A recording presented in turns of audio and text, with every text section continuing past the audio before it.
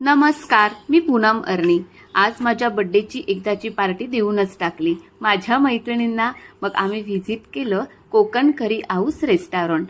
एकदम जबरदस्त असं छान अशी डिझाईन। सुरुवातच बघा, क्रेपचं हे चित्र खूप भन्नाट आणि मस्त दिसत होतं। मग ना आतमधले भिंतीवरचं जे चित्र होतं ना, वारली प्रिंटसारखं, आहा खूप मस्त वाटलं, मन प्रसन्न झालं। सुरुवातीला स्टार्टरला पापड आलेला आणि त्याच्याबरोबर आंब्याची दहीची आणि एक सॉस टोमॅटोची चटणी, सुंदर। मग जे स्टार्टर आणि हे वडे एक नंबर होते। आणि ते सगळं हे जेवण खाल्ल्यानंतर ना काही त्रास झाला नाही, एकदम मस्त जिरलं। म्हणजे असं सोडा असल्यासारखं काही वाटलं नाही, पोट फुगल्यासारखं वाटलं नाही।